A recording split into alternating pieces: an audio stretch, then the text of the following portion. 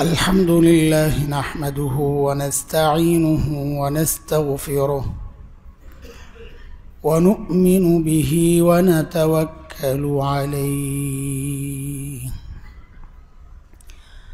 ونعوذ بالله من شرور أنفسنا ومن سيئات أعمالنا من يهده الله فلا مضل له ومن يضلله فلا هادي له وأشهد أن لا إله إلا الله وحده لا شريك له وأشهد أن سيدنا وسندنا وحبيبنا ومولانا محمدا عبده ورسوله اللهم صل على محمد وعلى آل محمد كما صليت على إبراهيم وعلى آل إبراهيم إنك حميد مجيد اللهم بارك على محمد وعلى آل محمد كما باركت على إبراهيم وعلى آل إبراهيم إنك حميد مجيد أما بعد فأعوذ بالله من الشيطان الرجيم بسم الله الرحمن الرحيم والعصر إن الإنسان لفي خسر إلا الذين آمنوا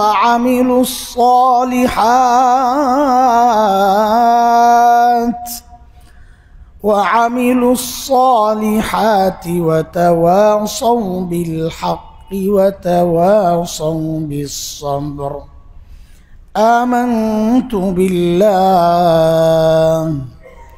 صدق الله العلي العظيم آمنت بالله وآمنت برسوله صلى الله عليه وسلم محترم حاضرين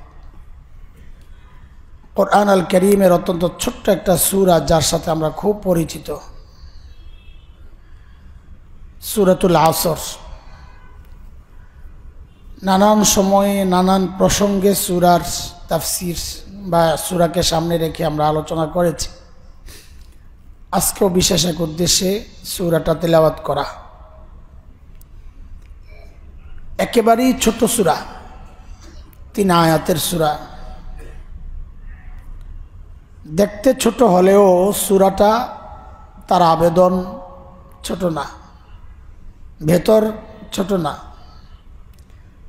এই কারণে ইমাম শাফিঈ রাহমাতুল্লাহি আলাইহির একটা বিখ্যাত উক্তি আছে এই সূরা সম্পর্কে হযরত বলেন লাউ লাম ইয়ানজিল গায়রু হাযিহি সূরা লাকাফাতিন নাস লিআন্নাহা শামালাত জামিআ উলুমিল কুরআন যে যদি কোরআন আল কারীমের কোনো সূরা নাজিল না হয়ে কেবলমাত্র সূরাতুল আসর নাজিল হতো তো মানুষের হেদায়েতের জন্য এই ছোট্ট সূরাটাই যথেষ্ট হয়ে যেত কারণ এর ভেতরে সব আছে তিনি বলেন এইভাবে লিআন্নাহা শামালাত জামিআ উলুমিল কুরআন, কোরআনের যে ইলম কোরআনের ভিতরের যে খাজানা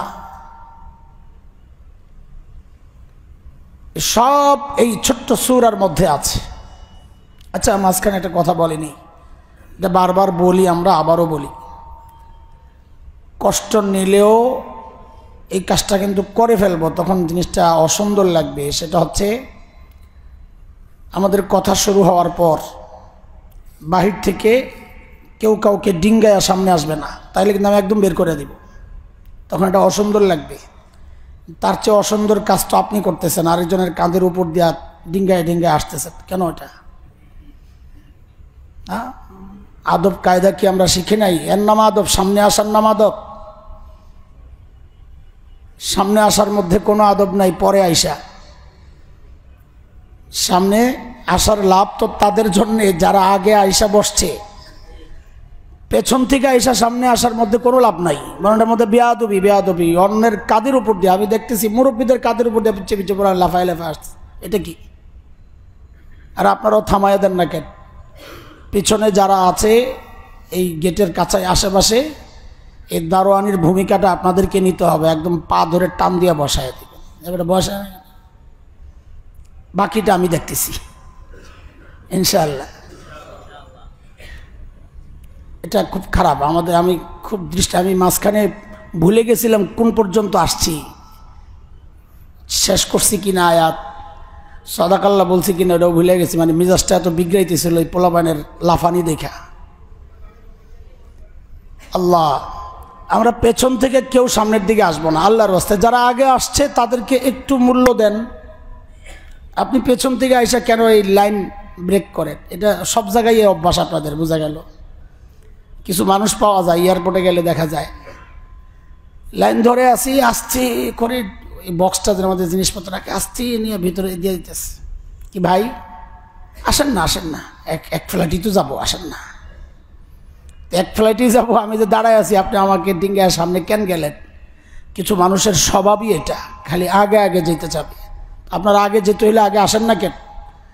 আরেকজন আগে আসছে, তাকে ডিঙ্গায় আপনার যাওয়া, এটা অভদ্রতার চরম একটা অবস্থা। বুঝ দেখ আল্লাহ তাআলা আমাদেরকে, কত বলবো আর এগুলা কত বলবো আপনাদেরকে। আল্লাহ আমারে বললেন না যে আপনি তো পরে আসেন, পিছনে বসে থাকেন। আমার জন্য জায়গা ফাঁকা রাখে ওরা, আসার কারোর ডিঙ্গায় আসতে হয় না, একটা লাইন দেওয়া আছে যেন আমার আসতে সমস্যা না হয়। তো সূরাতুল আসর সম্পর্কে ইমামে শাফিঈর এই কথাটা বড় আজীব। আসলেও তাই, আমাদের তো এলেম কালাম কম, নাই পর্যায়ের কিছু আছে আর কি, নাই পর্যায়ের। অতটুকু থেকেও যতটুকু অনুভব করি যে আসলে ভিতরে পুরা কোরআনকে আল্লাহ তাআলা যেন একটা মেমোরি কার্ড বানাইছেন। এখনের যেই পরিভাষা, এটা দিয়েই বুঝেন, আল্লাহ যেন পুরা কোরআনের একটা মেমোরি কার্ড বানায়। একটা মেমোরি কার্ডের মধ্যে পুরা কোরআন ঢোকানো যাবে না, খুব ইজি বিষয়। যেন সূরাতুল আসরটা পুরা কোরআনের একটা মেমোরি কার্ড, এটারে ক্লিক করলে গোটা কোরআন এসে পড়ে। বড় আজীব এক সূরা। তো এই জন্যে মাঝে মধ্যে নানান প্রসঙ্গে সূরা আমি পড়ি, কারণ প্রসঙ্গের ভিতরে একটা না, গোটা কোরআনের প্রসঙ্গই যেহেতু আসছে। সারা বছরও যদি সূরাতুল আসর তেলাওয়াত করে করে বয়ান করি তাও তো শেষ হবে না, যেহেতু গোটা কোরআনের ভেতরে। প্রথম আয়াতে আল্লাহ তাআলা একটা কসম খেয়েছেন, ওয়াল আসর, আসরের কসম। আসর কি সে কথায় ঢোকার আগে কসমের মাসালাটা আবারও মনে করিয়ে দিই। কসম হবে শুধুই আল্লাহর নামে, মানুষের জন্যে। আমরা কসম খাবো শুধু কার নামে?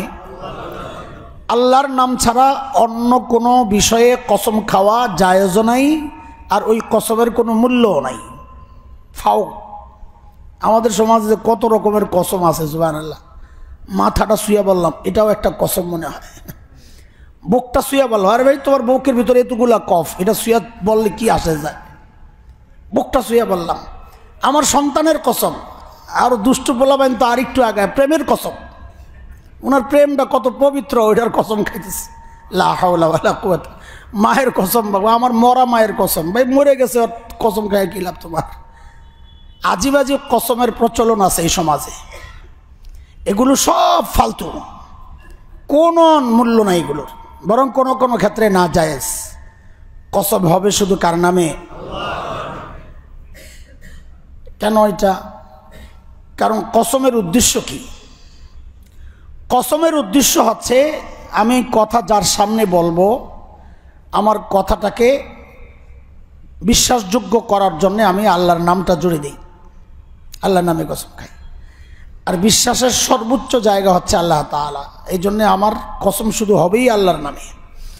কিন্তু আল্লাহর জন্য এটা জরুরি না। আল্লাহর কসমের উদ্দেশ্য আল্লাহর কথাকে আমার সামনে বিশ্বাসযোগ্য করানোর জন্যে না। আল্লাহর কথা আল্লাহ যেভাবেই বলেন না কেন আমরা বিশ্বাস করতে বাধ্য। এই জন্যে আল্লাহর কসমের উদ্দেশ্যটাই ভিন্ন। আল্লাহর কসমের উদ্দেশ্য হচ্ছে, অনেক উদ্দেশ্যের মধ্যে একটা উদ্দেশ্য হচ্ছে আল্লাহ যে শব্দের কসম খান বান্দাকে আল্লাহ বুঝান যে আমার কাছে এই বিষয়টা অনেক গুরুত্বপূর্ণ, আমি তো গুরুত্বপূর্ণ বানিয়েছি, তুমিও এর গুরুত্ব দাও।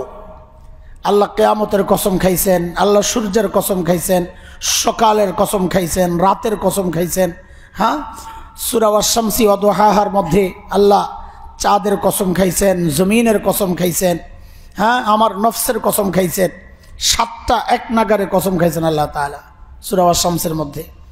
তো এরকম অনেক শব্দের কসম আল্লাহ খেয়েছেন। কলমের কসম খেয়েছেন আল্লাহ তাআলা, কলম, নুন ওয়াল কলামি ওয়া মা ইয়াসতুরুন। আল্লাহর কসমের উদ্দেশ্য যেহেতু এটা, তো বোঝা গেল যখনই আল্লাহ কোনো শব্দের কসম খান তো এটা মনে করা ওই শব্দের একটা বিশেষ জায়গা, একটা অবস্থা আছে, আল্লাহ এটাকে একটা গুরুত্বপূর্ণ বিষয় বানিয়েছেন। যেহেতু আল্লাহ তাআলা আসরের কসম খেয়েছেন তো বুঝতে হবে আসরটাও আল্লাহর কাছে খুবই গুরুত্বপূর্ণ কোনো বিষয়। কি সেটা? আসরের এমনি অর্থ অনেক আছে, সময়, কাল, বা ওই যে আসরের ওয়াক্ত, ওই সময়টাকেও বলে আসর, বিকেলের শেষ সময়গুলো।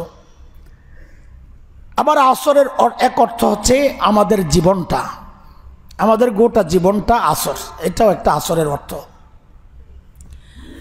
এই জায়গায় আল্লাহ তাআলা যে কসম খাইছেন আসরের, সেটা আমার জীবনেরই কসম খাইছেন।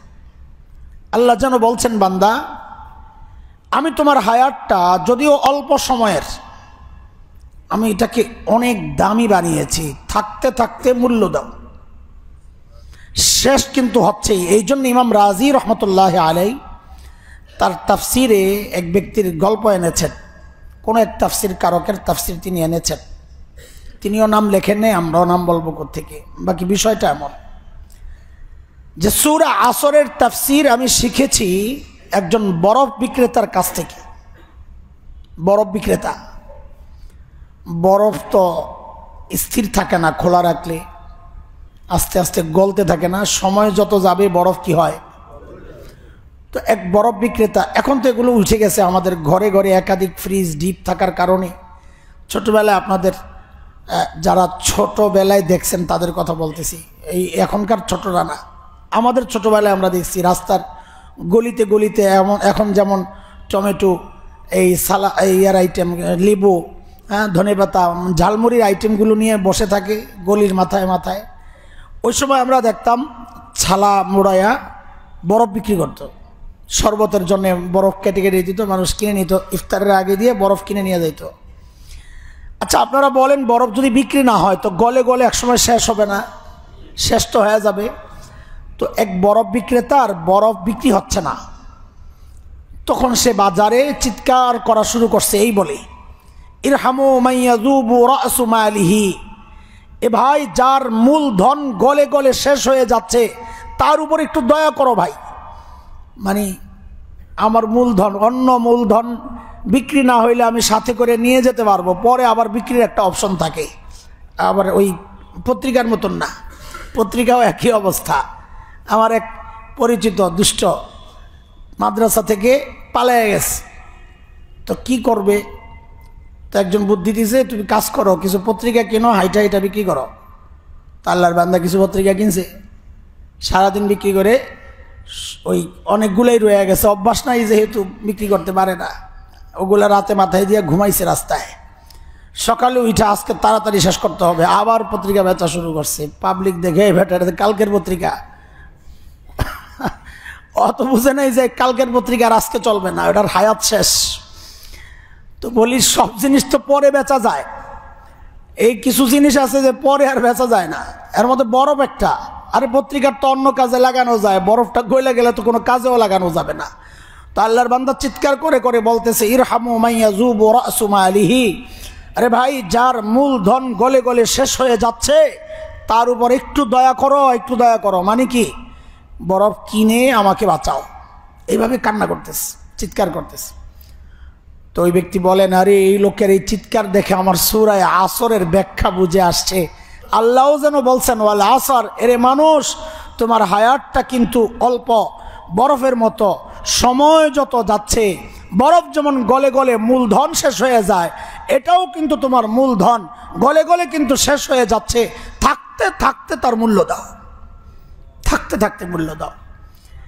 এই জন্যে নবী আলাইহিস সালাম যেন ব্যাখ্যা, নবীর কথাগুলো সব তো কোরআনেরই ব্যাখ্যা, হয়তো আমরা ধরতে পারি না কোনটার ব্যাখ্যা কোনটা, কিন্তু আম্মা জান আয়েশা রাদিয়াল্লাহু তাআলা আনহা কোরআনের ব্যাখ্যা দিয়েছেন এটাই। কোরআন কি বলে? নবীর জীবনটাই কোরআন, নবীর জীবনটাই কোরআন। গোটা কোরআনের ব্যাখ্যাই আমার নবীর জীবনটা, আবার নবীর জীবনের ব্যাখ্যাই হচ্ছে সাহাবায়ে কেরামের জীবন। হ্যাঁ, তো ওই আয়াত মানে এই সূরার একটা ব্যাখ্যা যেন একটা হাদিস। নবী আলাইহিস সালাম বলেন, ইগতানিম খামসান ক্বাবলা খামস, হায়াতাকা ক্বাবলা মাউতিক, ওয়া শাবাবাকা ক্বাবলা হারামিক, ওয়া সিহহাতাকা ক্বাবলা সাকমিক, ওয়া গিনাকা ক্বাবলা ফাকরিক, ওয়া ফারাগাকা ক্বাবলা শুগলিক, আও কামা ক্বালা আলাইহিস সালাতু ওয়াস সালাম। নবী আলাইহিস সালাম একদম বেছে বেছে আমাদের জীবনের, গোটা জীবনের জন্য মহামূল্যবান 5টা সম্পদ যা আল্লাহ থেকে আমরা পেয়েছি। আল্লাহর নবী আলাইহিস সালাম বলেন, এই 5টা নিয়ামত কিন্তু থাকবে না, কখনো না কখনো এই নিয়ামতগুলো শেষ হয়ে যাবে। তো থাকতে থাকতে তুমি এই নিয়ামতকে গনিমত মনে করো। মানে কষ্ট ছাড়া পেয়েছ, যুদ্ধের ময়দানে যে মাল পায় এটাকে গনিমত বলে, যে এটা যুদ্ধের মাধ্যমে পেয়েছে, নিজের কামাই করা না, এটাও একটা কামাই, এটা পরিভাষায় গনিমত বলে যুদ্ধলব্ধ মালকে। এমনি গনিমত অন্য জায়গায় যেখানে ব্যবহার হয় সে অর্থ হইল কষ্ট ছাড়া অর্জিত জিনিস, অনেক দামি জিনিস, যেটা এটা গনিমত। তা আল্লাহর নবী আলাইহিস সালাতু ওয়াস সালাম বলেন, আল্লাহ তাআলা তোমাকে এমন 5টা নিয়ামত দিয়েছেন যেগুলো তোমার জন্য অমূল্য সম্পদ। থাকতে থাকতে তুমি এই সম্পদের কদর করো, মূল্য দাও, নাইলে কিন্তু শেষ হয়ে যাবে। আজীব এই কথাগুলো নবী আলাইহিস সালামের। প্রত্যেকটা জিনিস আমাদের জন্য এত নিয়ামত, গনিমত, এত মহামূল্যবান সম্পদ, চলে গেলে সবাই এখানে যারা আছি সবাই টের পাই চলে গেলে, যা আসলেই কথা ঠিক। এর মধ্যে 1 নম্বর হচ্ছে নবী বলেন, হায়াতাকা ক্বাবলা মাউতিক, তোমার হায়াত আল্লাহর একটা বড় দেওয়া নিয়ামত। জীবনটা এটা কিন্তু একদিন শেষ হয়ে যাবে, এই শেষ হওয়ার আগে আগে এই নিয়ামতের মূল্য দাও, শেষ হওয়ার আগে আগে নিয়ামতের মূল্য দাও। হায়াত কত দামি জিনিস, হায়াত কত দামি জিনিস, আসলে বোঝানো তো কঠিন। একটু ছোট্ট করে বলি, এখানে এমন কেউ আছেন 1 কোটি টাকা বেতন দিলে চাকরিটা বাদ দিবেন? আমি তো বাদ দিব না, আমারটা আমি আগে বললাম যে 1 কোটি টাকা বেতন দেবো যদি চাকরি হালাল হয় আর কি, করব সবাই, তাও মান্থলি 1 মাস কাজ করলে 1 কোটি টাকা দিবে। এইরকম লোক আমার মনে হয় এখানে কেউ আছেন বলে আমার জানা নাই যে এটাকে অস্বীকার করবে না। 2-4 জন যারা এরকম দেওয়ার মতো ক্ষমতা রাখেন তারা হয়তো বলবে, আরে আমার মাসে এমনি ইনকাম এগুলো আছে, খামাখা আমি আরেকজনের চাকরি কেন করব, হইতে পারে। আমাদের মতো সাধারণ যারা আছে তারা তো খুশি হয়ে যাবে। দুনিয়ায় এমন মানুষও আছে না প্রতি সপ্তাহে কয়েক কোটি টাকা কামায়, আছে না? আপনারা জানেন না, ওই যে ইউরোপিয়ান ফুটবল খেলে যে লিগ, সপ্তাহে সপ্তাহে ওদের বেতনের হিসাব কোটি কোটি টাকা। আল্লাহ, কত টাকা! এক এক লাথির পিছনে কয়েক কোটি টাকা, ওদের লাথি টাকা পায়। শত শত কোটি টাকা ওদের বাৎসরিক চুক্তি, আল্লাহ, মিলিয়ন বিলিয়নের চুক্তি হয়ে যায়। কি একটা অবস্থা আজীব। ও 1 বছর খেলবে, একটা সেবা দিবে, এই জন্য এত কোটি টাকারে আমি অনেক দামি চাকরি মনে করতেছি। অথচ এসব কিন্তু একদিন শেষ হয়ে যাবে, থাকবে না। একটু খেয়াল করেন তো, আমার এই হায়াতের দাম কত? 1 মাস না, সুবহানাল্লাহ, কতক্ষণ লাগছে পড়তে? সেকেন্ড মনে হয় একটা পুরা শেষ হয়েছে কিনা সন্দেহ আছে না? সুবহানাল্লাহ। আমার সাথে একটু একটু করে যারা পড়ছেন, নবী আলাইহিস সালাম বলেন, এই একবার সুবহানাল্লাহ পড়ছো যে জান্নাতের সাথে সাথে একটা গাছ লেগে গেছে। এইবার যারা পড়ছে তাদের আরেকটা লাগছে, এইবার যারা পড়ছে তাদের লাগছে আরেকটা, এইবার লাগছে আরেকটা, লাগছে আরেকটা, আরেকটা লাগছে, লাগছে তো আরেকটা, আরেকটা লাগছে, আরেকটা লাগছে, আর লাগছে আরেকটা। এবার লাগান না দক্ষিণ পাশে আরেকটা, ও পশ্চিম পাশে একটু ফাঁকা দেখা যাইতেছে, উত্তর পাশে আরেকটা, সুবহানাল্লাহ, পূর্ব পাশে। আচ্ছা ঠিক আছে, ফাঁকা রাখার দরকার কি, লাইন ধরে লাগাইতে থাকেন। হায় আল্লাহ, এখন এত এস করলো যে, রাখেন রাখেন, গাছ লাগায় খুব মজা পাইতেছেন না তো সারাদিন করেন কি? গাছ লাগায় এখন খুব মজা পাচ্ছেন তো সারাদিন করেন কি? আপনি সারাদিন বসে বসে কোন গাছ লাগান? মোবাইল টিপা টিপা? হ্যাঁ, ওখানে এমন কোনো সিস্টেম আছে নাকি যে এক এক টিপের সাথে এক একটা গাছ লাগবে?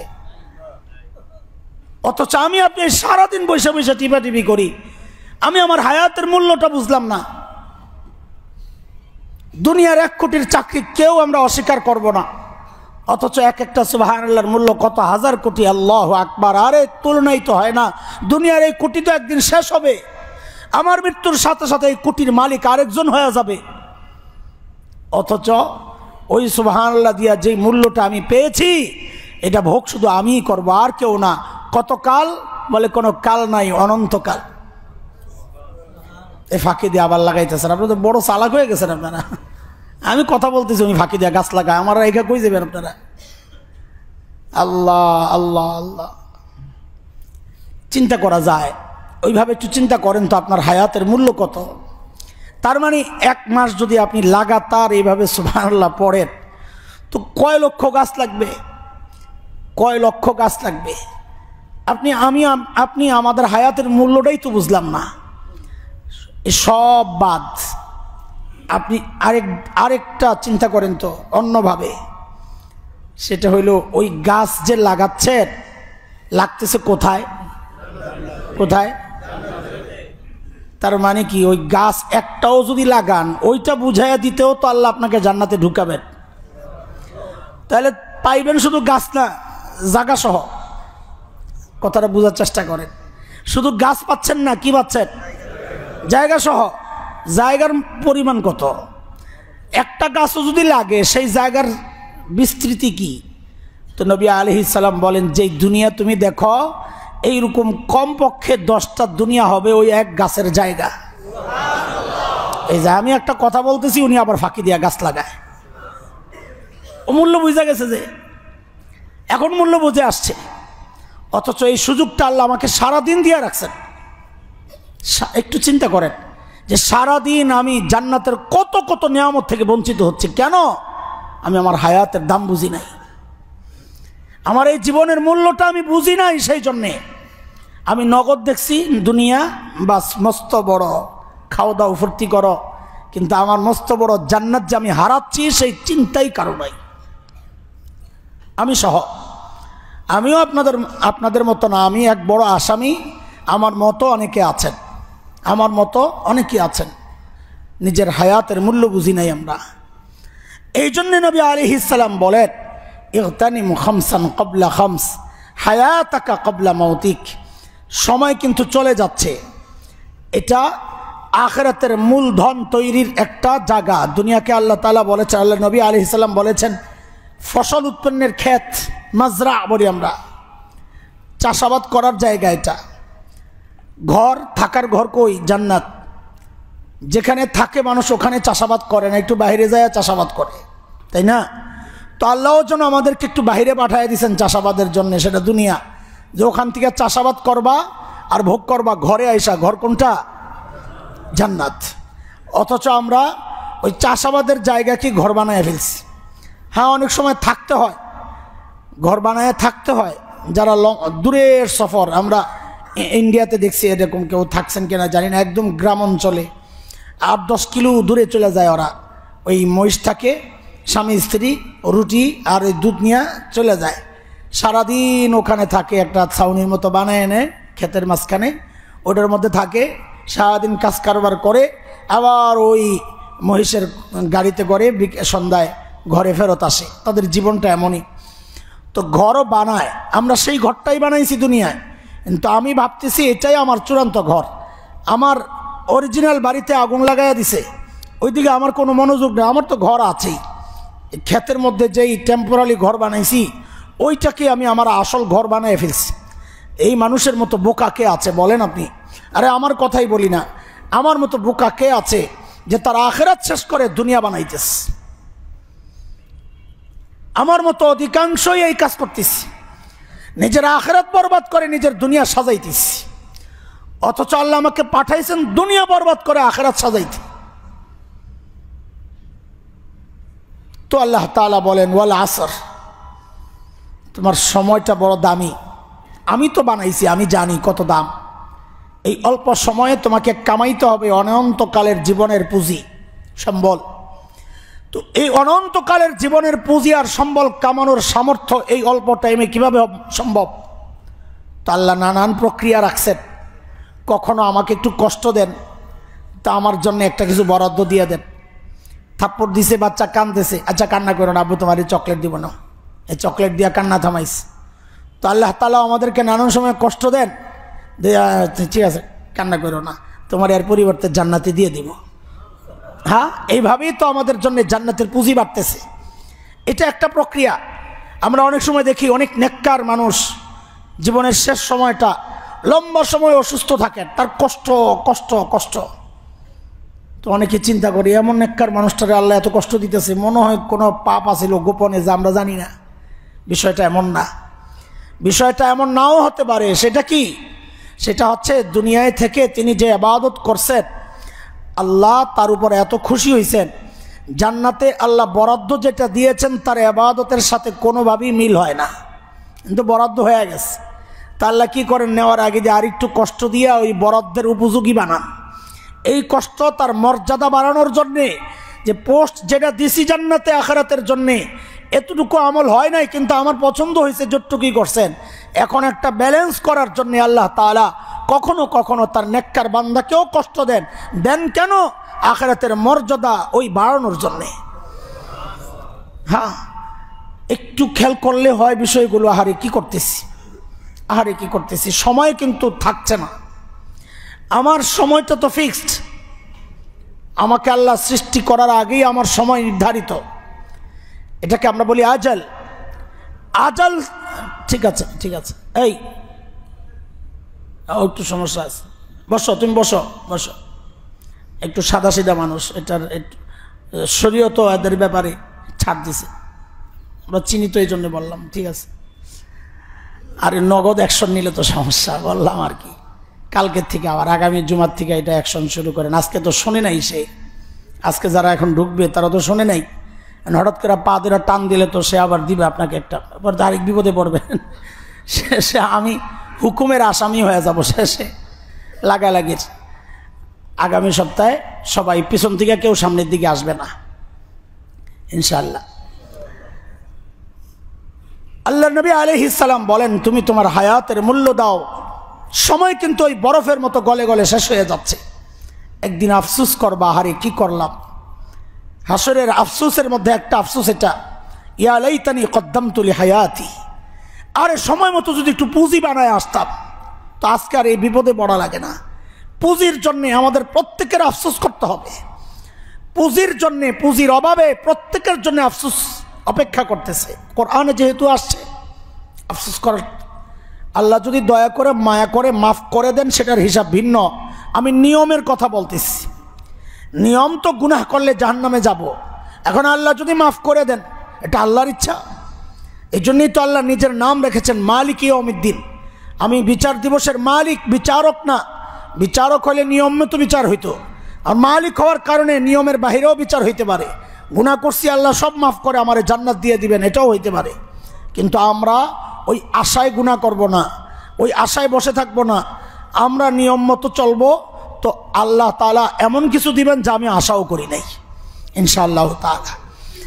মুহতারাম হাজরিন, নবী আলাইহিস সালামের 2 নম্বর যে নিয়ামতের কথা বলেছেন সেটা আমাদের অনেকের জন্যই তো বড় কষ্টের, কঠিন।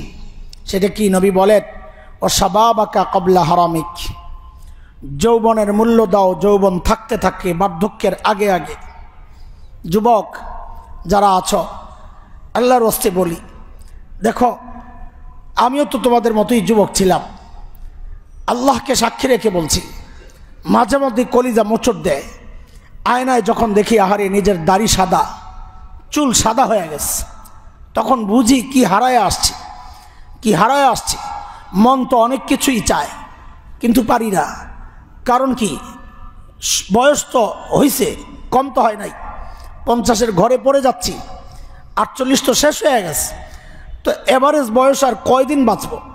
আরে এই এভারেজ ছাড়াও তো মরতে পারে। এভারেজ তো হয় ওই 100 বছর আর 50 বছর দিয়ে মিললে না এভারেজ। আমারটা যে উপর পর্যন্ত যাবে তার কি গ্যারান্টি? আমি তো এই 50-এর কোঠায়ও শেষ হয়ে যেতে পারি, আজকেও চলে যেতে পারি।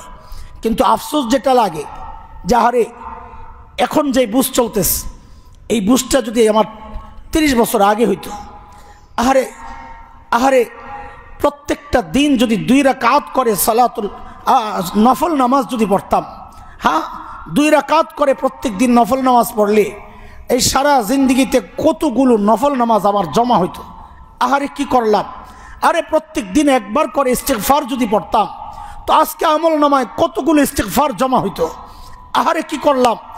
একবার করে সুবহানাল্লাহ পড়লে আমল নামায় কতগুলো সুবহানাল্লাহ জমা হইতো। আহারে কি করলাম! এখন তো শরীর সায় দেয় না, মন চাইলেও শরীর কয় আর একটু ঘুমাও। তাহাজ্জুদের সময় সফর থাকে লম্বা, মন তো চায় উইঠা মালিককে একটু সেজদা দেই, কিন্তু শরীর বলে তুমি সারাদিন কেমনে চলবা, একটু পুঁজি তো বানাও। তো আবার শুয়ে পড়ি। এমনও হয় সারা রাত অস্থির কাটে, মন তো চায় উঠতে, উইঠা বসি, তা আবার একটু কাইত হয়ে আবার শুয়ে পড়ি, একটু পরে আবার উঠা যাই, আবার শুয়ে পড়ি। এখন তো ওই জিন্দিগি চলতেছে। তুমি ভেবো না যে তোমার ওই জিন্দিগি আসবে না। আল্লাহ যদি হায়াত দেন তোমার ওই জিন্দিগি আসবে। আরে তাকায়া দেখো এখন কত মুরব্বী বসে বসে চেয়ারে বসে বসে নামাজ পড়েন। হ্যাঁ, একদিন তারও তোমার মতোই বয়স গেছে। হ্যাঁ, এখন তার মন তো চায় তোমার মতো দাঁড়ায় দাঁড়ায় নামাজ পড়তে, তোমার মতো মালিকের কুদরতি পায়ে লুটায়া পড়তে। তারও মন চায় সেজদা দিতে, কিন্তু জিজ্ঞেস করো যায়া, সে পারে না। কারণ তার হাঁটু সায় দেয় না, তার কোমর সায় দেয় না। এমন বহু মানুষ আছে কান্না করতে দেখছি, যার জমিনে কপালটা লাগাইতে পারি না।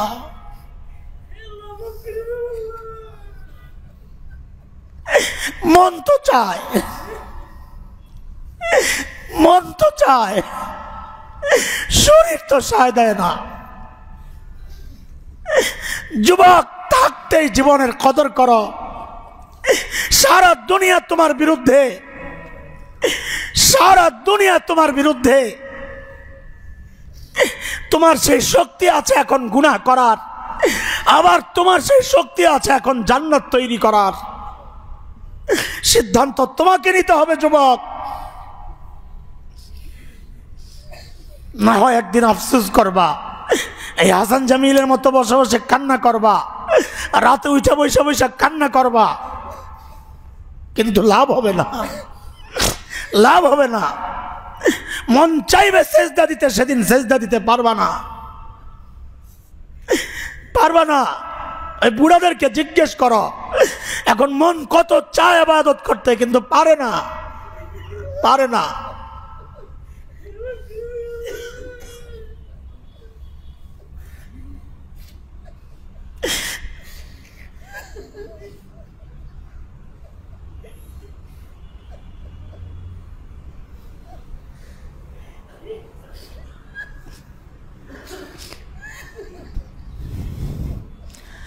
কান্না যা করার এখনই কেঁদে নাও, যেন বার্ধক্যে কানতে না হয়।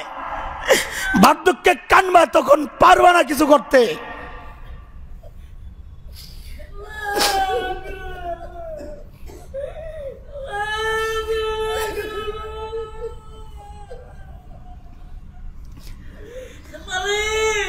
আওয়াজ নাই, আওয়াজ নাই, আওয়াজ নাই। লা হাওলা ওয়ালা কুওয়াতা ইল্লা বিল্লাহ। এই জন্য নবী আলাইহিস সালাম মায়া করে করে বলতেছেন, রে যৌবনের মূল্য দাও, যৌবনের মূল্য দাও। এ জীবন তোমার উড়ানোর জন্য আল্লাহ দেন নাই। হাসরের মাঠে যৌবনের হিসাব না দিয়ে আগে বাড়া যাবে না। যে 5টা প্রশ্ন আল্লাহ করবে, এর মধ্যে একটা হাসরের মাঠের কথা বলছি, এর মধ্যে একটা হচ্ছে যৌবন দিছিলাম তোমাকে আখিরাত বানানোর জন্যে, তুমি কি করছো বলো। ওরা তো চক্রান্তের সর্বোচ্চটা তোমার জন্য রাখছে, 2 দিন পরেই তোমার জন্য 14 ফেব্রুয়ারি রাখছে। তুমি তোমার হায়াত শেষ করার জন্য সে একটা পলিসি নিছে তারা, শয়তান। নানান উপায় তোমার সামনে পেশ করবে, নানান উপলক্ষ পেশ করবে, নানান অনুষ্ঠান পেশ করবে। আল্লাহর হস্তে তোমাদের পায়ে হাত রেখে বলি, হাত রেখে বলি, যদি বলো জড়ায়া ধরে কানতে চাই, তাও এই সমস্ত ওই দিবস উদযাপনের নামে নিজের জীবন বরবাদ করা যাবে না, নিজের জীবন বরবাদ করা যাবে না ইনশাআল্লাহ। এই জীবনের দাম আছে, এই জীবনের দাম আছে। আমি এই জীবনের দ্বারা আমি আমার জান্নাত বানাবো। আমি এই জীবন শেষ করব না, দুনিয়ায়ও শেষ করব না, আমি আমার আখিরাতও বরবাদ করব না ইনশাআল্লাহ।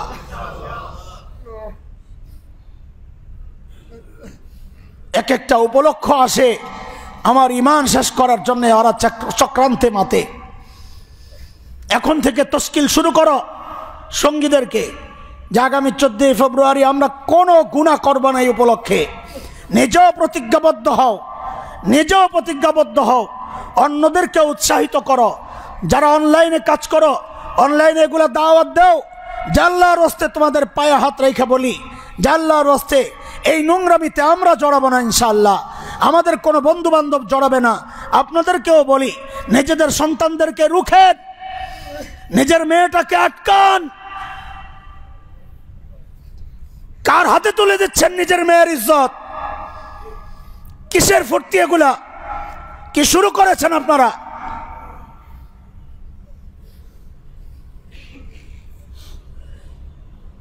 কিসের ভালোবাসা এগুলা? রাস্তাঘাটে প্রকাশ্যে কারা এরা? আপনার মামার মতো কোনো মুসল্লিরই তো মেয়ে, আপনার আমার মতো কোনো মুসলমানেরই তো মেয়ে কন্যা। নিজের বিবিদেরকে নিয়েও নিজে বের হয়ে যাচ্ছেন কেন? আপনার ঘরে ভালোবাসা বিনিময়ের ঘরে জায়গা নাই? রাস্তায় কেন নামতে হবে ভালোবাসা বিনিময়ের জন্যে? বাগানে কেন যেতে হবে ভালোবাসা বিনিময়ের জন্যে? এটা তো কুকুর আর শিয়ালের কাজ। রাস্তাঘাটে ভালোবাসা বিনিময় কোনো সুস্থ মানুষ করতে পারে না। এ মস্তিষ্ক বিকৃত এগুলা। ইসলাম বিদ্বেষীদের চক্রান্তের জালে আমরা ফেসে গেছি, দাজ্জালি চক্রান্তের জালে আমরা ফেসে গেছি।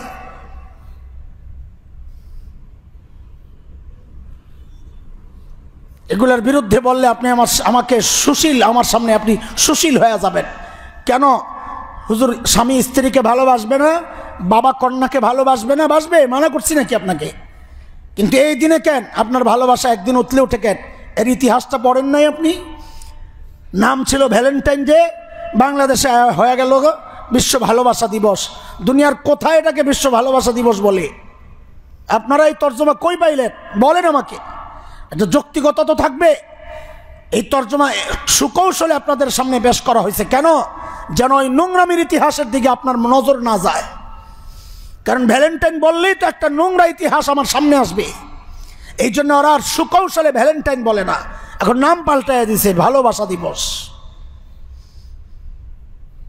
একটু পড়ে দেখেন তো কত নোংরা ইতিহাস এর পেছনে, পড়ে দেখেন আপনারা। লা হাওলা ওয়ালা কুওয়াতা ইল্লা বিল্লাহিল আলিয়্যিল আযীম। প্রকাশ্য এই চরিত্র হননের যে মিশন, এর দ্বারা মানুষের দিলগুলো এমনভাবে নষ্ট হয়ে যায় যে আমি কে জিব্রাইল আইসা ওয়াজ করলো আপনার দিলে ঢুকবে না, কারণ দিলের মধ্যে পর্দা পড়ে গেছে। পর্দা পড়ে গেছে। এই চোখের জিনা যত বেশি হয় দিল তত শক্ত হয়। যুবক খেয়াল করো কথা, চোখের জিনা যত বেশি হবে তার দিল তত শক্ত হবে। যে যত বেশি নিজের চোখ নিয়ন্ত্রণ করতে পারবে তার দিলটা তত বেশি নুরানি হবে, আলোকিত হবে। তখন ইবাদতে মজা লাগবে, গুনাহ করতে খারাপ লাগবে। আজকে আমার ইবাদত ভাল লাগে না, কেন ভাল লাগে না? সেজদা দিলে ওঠার জন্য অস্থির হয়ে যায়। কেন? মসজিদে ঢুকার আগে বের হওয়ার ফন্দি করি। কেন? আমার দিল শক্ত হয়ে গেছে। চোখের জিনা করতে করতে দিল শক্ত হয়ে গেছে, দিলের যে নূর সেটা চলে গেছে। এখন ইবাদত ভালো লাগে না, এটা স্বাভাবিক, হিসাব তো স্বাভাবিক। গন্ডগোল কোথায় সেটা আগে ধরেন। মূল গন্ডগোল হচ্ছে আমাদের চোখ হেফাজতে নাই। যে মানুষ নিজের মন চাইলেও চোখকে অবনত করে, বহু হাদিসের ইশারা আছে, তার কলবটা নুরানি হয়ে যায়। কলব নুরানি মানে তখন সেজদা দিলে আর উঠতে মন চাইবে না। কলব নুরানি মানে মসজিদে ঢুকলে বের হতে মন চাইবে না। কলব নুরানি মানে গুনাহ দেখলেই ঘৃণা লাগবে, গুনার উপলক্ষ দেখলেই ঘৃণা আসবে অন্তরে। এটা হচ্ছে কলব নুরানি হওয়ার আলামত। আমাদের কেন গুনার উপলক্ষই ভাল লাগে? কেন? আমার যে দিলটা নষ্ট করে ফেলছি আমি এই চোখের জিনা করতে করতে। টেলিভিশনের মাধ্যমে চলছে চোখের গুনাহ, হ্যাঁ মোবাইলের মাধ্যমে চলছে চোখের গুনাহ, ফেসবুক ইউটিউব এই সমস্ত এগুলোর মাধ্যমে অনবরত চলছে চোখের গুনাহ। তো আমার দিলের হালত কি? আমার দিলের হালত কি? আমার গুনাহ এত ভালো লাগে কেন? এই জন্যে লাগে আমি তো গোড়ায় আমার নষ্ট করে ফেলছি সব। আমার দিল দিমাগ তো নষ্ট হয়ে গেছে। এই জন্য আল্লাহর হস্তে আপনাদেরকে বলি, চোখের হেফাজত করে। আমরা অনেক আগে আলোচনা করেছিলাম এগুলা, আবারও কখনো সুযোগ আসলে করব। ঈমানি মৃত্যু কাদের নসিব হয়? 10টা আমলের কথা আমরা আলোচনা করেছি আগে, বহু আগে। 10টা আমলের দ্বারা ঈমানি মৃত্যু নসিব হয়। তার মধ্যে অন্যতম একটা হচ্ছে যে মানুষ চোখের হেফাজত করবে, আল্লাহ তার জন্য ঈমানি মৃত্যু আল্লাহ তাআলা তার পক্ষ থেকে ফয়সালা করবেন। ঈমানি মৃত্যু এটা বড় দামি জিনিস রে ভাই। সারা জিন্দেগি ইবাদত করলাম, মৃত্যুটা ঈমানের সাথে হইল না, আমার এই ইবাদতের কি মূল্য আছে বলেন? বরং উল্টা হইল তো আমার লাভ। সারা জিন্দেগি গুনাহে ছিলাম, মৃত্যু হয়েছে ঈমানের সাথে। আল্লাহ চাইলে আমাকে মাফ করে দিতে পারেন। চিরকাল জাহান্নামে থাকবো না এটা তো নিশ্চিত হয়েছে। জাহান্নামে যদি যেতেও হয় তো চিরকাল থাকবো না এটা তো নিশ্চিত হয়েছে। আর ইমানদার জাহান্নামে আল্লাহ তাআলা সিস্টেম তো রাখছেন জাহান্নামের, কিন্তু আমাদের আশা আল্লাহ জাহান্নাম দিবেন না। বাকি ইমান তো লাগবে, ইমান তো লাগবে। আমাদের ইমানের হালত কি? আল্লাহ তাআলা আমাদেরকে বুঝার তৌফিক দান করেন। ঈমানি মৃত্যু যদি চাই তো চোখের হেফাজত করা শুরু করি ইনশাআল্লাহ। আমি দায়িত্ব নিয়ে বলছি ভাই, দেখেন আপনি কয়দিন একটু চেষ্টা করে দেখেন যে আমি অবৈধ কোনো জায়গায় তাকাবো না, সেটা স্ক্রিনের মাধ্যমে হোক অথবা সরাসরি হোক, আমি আমার চোখের হেফাজত করি। করে দেখবেন তখন ইবাদতে মজা লাগবে, দেখবেন শরীরও সুস্থ হয়ে যাবে। আর এই চোখের দ্বারা শরীরও নষ্ট। নবী আলাইহিস সালাম এই চোখকে কি বলেছেন? নবী বলেছেন আন নজর সাহমুন মাসমুমুন মিন সিহামি ইবলিস। নজর হচ্ছে ইবলিসের বিষাক্ত তীর, নরমাল তীর না, কি বিষাক্ত তীর। পার্থক্য আপনাদের বুঝে আসছে আমার বলার সাথে সাথেই।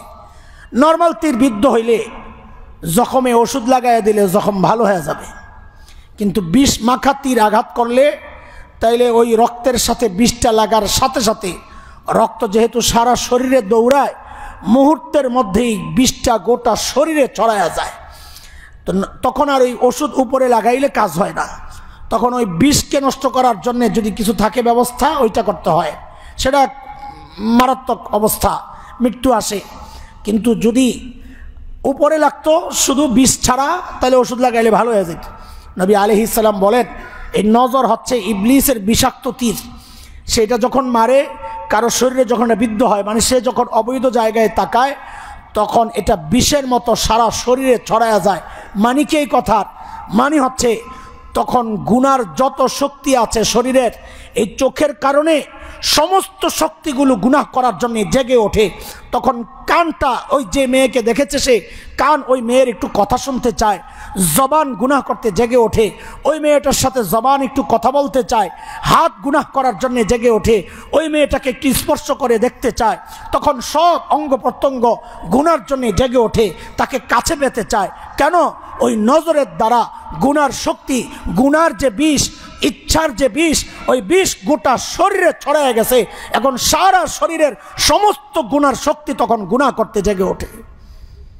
আর এটাকে রুখতে পারলে শরীরের অনেক অঙ্গের গুনার শক্তি এমনি ড্যামেজ হয়ে যাবে, কারণ বিষ দ্বারা বিষাক্ত হয় নাই, এগুলা বিষাক্ত হয় নাই। আল্লাহ তাআলা আমাদের চোখকে হেফাজত করে চলার তৌফিক দান করেন। ভাই, আমি বলেছি সূরা আসর এক দারুণ এক সূরা, যে সূরা আমাকে সারা জিন্দগিও যদি বলি সূরা, আমার হয়তো এই এলেম কালাম নাই, এজন্য পারছি না, কিন্তু ইমাম শাফি রহমতুল্লাহ আলাইহির কথাটাই এক চরম বাস্তব। সেটা হচ্ছে যে কোরআন, গোটা কোরআন যেন আল্লাহ সূরার মধ্যে রেখেছেন। যেই দিক থেকেই আলোচনা শুরু করা যায় দেখা যায় চলে যাবে বহুদূর। এমনই এক সূরা, সূরাতুল আসর। আমরা তাফসির পড়ব, যেহেতু আমাদের রমজান চলে আসতেছে, এই জন্যে আমি আর সূরার বাকি অংশ সামনে বলবো, এই কথা আর বলছি না। আবারও কখনো সুযোগ হলে আমরা শুরু করব ইনশাআল্লাহ। আপাতত আমার আমলনামা, আমার এই অল্প জীবনকে সমৃদ্ধ করার জন্যে, আমি আমার হায়াতের মূল্য দেই, যৌবনের মূল্য দেই, দেওয়ার জন্যে আল্লাহ কিছু উপলক্ষ আমার সামনে আনেন।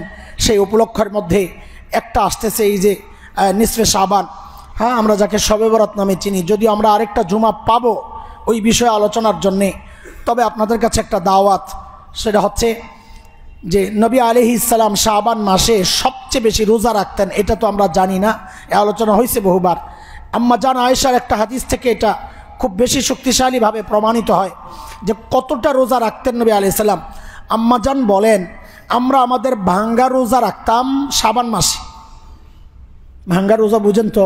আগের বছর রমজানে মেয়েলি সমস্যার কারণে যেই রোজাগুলো রাখতে পারেন নাই, ওই ভাঙ্গা রোজা রাখতেন কোন মাসে? কোন মাসে? প্রায় এক বছরের অপেক্ষা। কেন? প্রশ্ন। চাইলে তো শাওয়াল মাসেও রাখতে পারতেন, তাই না? পারতেন না? রমজানের পরের মাস কোনটা? শাওয়াল। শাওয়াল ঈদের মাস, ঈদের 1 তারিখ হলো শাওয়ালের 1 তারিখ হলো ঈদ। তাহলে রমজানের পরের মাসেই তো চাইলে 2 তারিখ থেকেই তো রাখতে পারতেন, পারতেন না? পারতেন। তা আম্মা জান বলেন, না, আমরা শাওয়ালে রাখতাম না, রাখতাম কবে? কেন? কেন হইল বুঝার বিষয়। কেন শাবানে রাখতেন? কারণ অন্য যে কোনো মাসে রাখলে একটা আশঙ্কা থাকতো যে নবী কি আজকে রোজা রাখবেন না রাখবেন না। যদি দিনের বেলা আহ্বান করে আর আমি যদি বলি আমি রোজা, তা আমার নবী কষ্ট পাবেন। এই জন্যে সবসময় আম্মা জানরা প্রস্তুত থাকেন কখন কাকে নবী আহ্বান করে, এই জন্যে রোজা রাখতেন না। তো রাখতেন কবে? শাবানে। কেন? যে মোটামুটি নিশ্চিত যে নবী রোজা, নবী, এই জন্যে তারা শাবানে ভাঙ্গা রোজা রাখতেন। তার মানে কি আমার নবী শাবানে রোজা ভাঙতেন না, শেষ দিকে 1-2টা ছাড়তেন রমজানের জন্য চূড়ান্ত প্রস্তুতি নেওয়ার জন্যে। প্র্যাকটিস, খেলার আগের মুহূর্ত তো আর প্র্যাকটিস করে না, একদিন একটু অফ দেয়। কেন? যে ওই মূল ইয়ার সময় যেন আমি দুর্বল না থাকি। হ্যাঁ, উদাহরণটা শুনতে অসুন্দর মনে হলো, বিষয়টা এমনই। আল্লাহ নবী সাল্লাল্লাহু আলাইহি সাল্লাম গোটা শাবানে রোজা রাখতেন, শুধু শেষ দিকের 1-2টা বাদ দিতেন রমজানের পুরোপুরি প্রস্তুতির জন্যে। তো আমরাও পুরা মাস না পারলেও অন্তত সুন্নাহ যে দিনগুলো আছে, সোমবার, বৃহস্পতিবার এবং 13, 14, 15 শবে বরাত উপলক্ষেই যে রোজা রাখতে হবে আমাকে, এটা জরুরি না। এবং এটা নির্দিষ্ট করাটাও মুশকিল আছে, যেহেতু হাদিস দুর্বল। আমাদের স্পষ্ট কথা, এখানে লুকোচুরির কিচ্ছু নাই। তা আমরা ওই দুর্বল হাদিসের উপর আমলের দরকার কি? শক্তিশালী হাদিস তো আছেই, 13, 14, 15 হাদিস তো শক্তিশালী, যাকে আমরা বলি আইয়ামি বিজ। তো ওই 13, 14, 15 রাখলে আমার প্রতি মাসের 3 দিনের রোজাও হচ্ছে, ভেতরে তো শবে বরাতের রোজাও তো ঢুকে যাইতেছে। 13, 14, 15 ভেতরেই তো শবে বরাত, নাকি? আগের দিন হোক পরের দিন হোক, একটা হইলেই তো। তো আমরা ওই 3 দিন রোজা রাখার নিয়ত করি। শবে বরাত উপলক্ষে নিয়তের দরকার নাই আমার। আমি নিয়ত করব 13, 14, 15। হ্যাঁ, বৃহস্পতি, শুক্র, শনি, এই মাসের শাবানের 13, 14, 15 হইল বৃহস্পতি, শুক্র, শনি। বলেন বৃহস্পতি শুক্র শনি। এই আগামী বৃহস্পতি শুক্র হইল, শনি হইল। দেখেন বৃহস্পতি যদি রোজা রাখি আমি 3টা দিক থেকে আমি সওয়াবের নিয়ত করতে পারি। এক হলো বৃহস্পতি নবী আলাইহিস সালাম এমনি তো রোজা রাখতেন। 2 হলো শাবানের 13 তারিখ। 3 হলো আবার শাবান মাস। কথাটা বুঝাইতে পারছি কিনা? একে তো শাবান মাসে নবী রোজা রাখতেন, সেই হিসাবেও রাখলে 1 সওয়াব। আবার 13 তারিখ, মাসের 13 তারিখ, সেই হিসাবে আর 1 সওয়াব। আবার বৃহস্পতিবার, সেই হিসাবে আর 1 সওয়াব। তো 3টা উপলক্ষ একসাথে হয়ে গেছে আগামী বৃহস্পতিবার। এই রোজা কেমনে মিস করি? করবো না ইনশাআল্লাহ, ইনশাআল্লাহ। আর যতদূর পারি অন্য দিনগুলো তো আমরা রোজা রাখবো, এটা শাবানের দাবি। আল্লাহ তাআলা আমাদেরকে এই সমস্ত দাবিগুলো মিটে আমাদের আমল নামাকে সমৃদ্ধ করার, আমার এই অল্প হায়াতের অল্প সময়টাকে আমি যেন পুরা কাজে লাগাইতে পারি, আল্লাহ সে তৌফিক আমাদেরকে দান করেন। আমিন। ওয়া আখিরু দাওয়ানা আলহামদুলিল্লাহি রাব্বিল আলামিন।